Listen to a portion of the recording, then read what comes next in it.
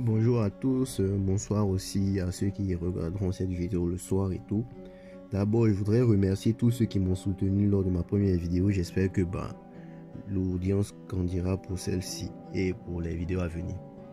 Aujourd'hui, je fais cette petite vidéo comme un live. Ça sera une vidéo d'à peine 5 minutes, je pense bien. Et je voudrais que, après cette vidéo, chaque personne, chaque Africain se pose les bonnes questions. Parce que tous les Africains ne sont pas, tous les Noirs ne sont pas africains, puisqu'il y a des Noirs aux Philippines, il y a des Noirs en Inde, il y a des Noirs en Chine, il y a des Noirs en Océanie, c'est-à-dire les aborigènes.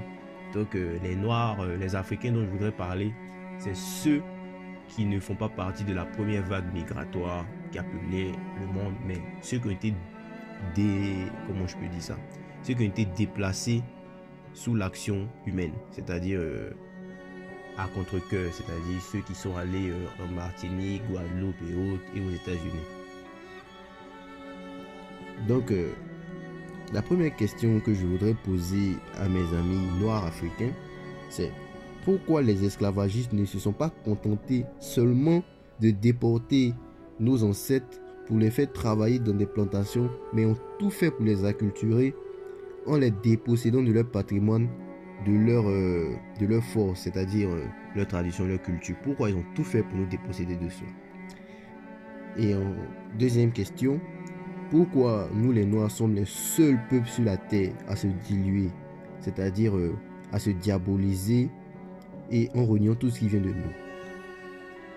Troisième question, pourquoi il n'y a pas de pays musulmans dans l'Union européenne alors que la Turquie est située en Europe? Pourquoi il n'y a pas de pays christianisés en Arabie? Pourquoi il n'y a ni pays musulmans en Asie, ni chrétiens de même? Je ne vais pas mentionner l'Amérique et l'Océanie parce qu'on sait que ce sont des terres de grand remplacement. Et les autochtones aujourd'hui sont minoritaires, très minoritaires. Question numéro 4. Pourquoi ceux qui nous ont déshumanisés et participé à l'extermination de plus de 200 millions d'Africains, et ça je ne parle même pas de la traite arabo-musulmane, je parle que des esclavagistes européens, ont continué de marginaliser les déportés en Amérique, et même aujourd'hui on voit toujours, on l'a même remarqué dans les années 70-80 où les Noirs ont toujours été lynchés et tout, et ça continue aujourd'hui. Est-ce que par rapport à cela, vous pensez vivre en cohésion avec ces personnes au paradis? Question numéro 5. Pourquoi le mot pour désigner un esclave est le même pour désigner un noir en arabe, c'est-à-dire le mot abd? Pour ceux qui en doutent, essayez de vérifier. Question numéro 6. Pourquoi irez-vous au paradis de Allah, vous les noirs, avec 72 vierges blanches? Et vos sœurs noires, où iront-elles? Question numéro 7.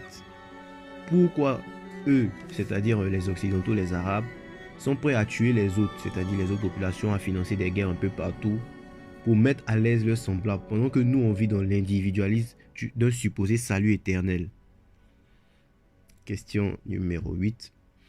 Pourquoi toi le noir aujourd'hui, tu t'appelles Jean-Pierre, Robert, Geneviève, Capucine, que ce soit Laurent et tout?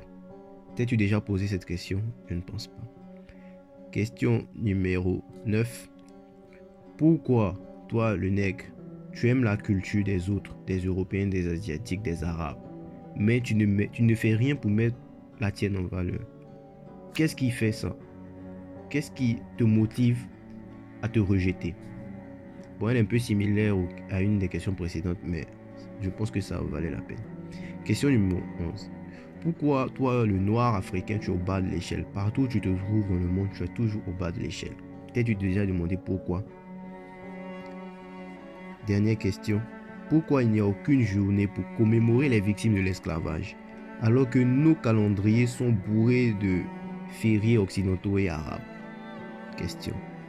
Donc, si tu arrives à te poser ces questions qui sont basées sur des faits réels, et tu arrives à avoir un esprit critique bien développé, tu arrives à faire le discernement. Si tu ne penses pas que toutes ces questions ont une relation ou sont des questions de blasphème ou une hérésie, quoi que ce soit, alors, comme je le disais précédemment dans l'autre vidéo, prends-toi en main et essaie de comprendre pourquoi.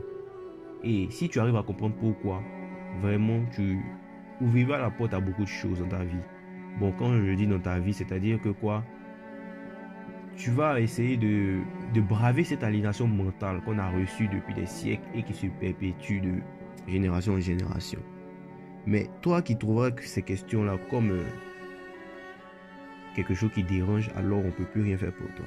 Merci. Le combat continue.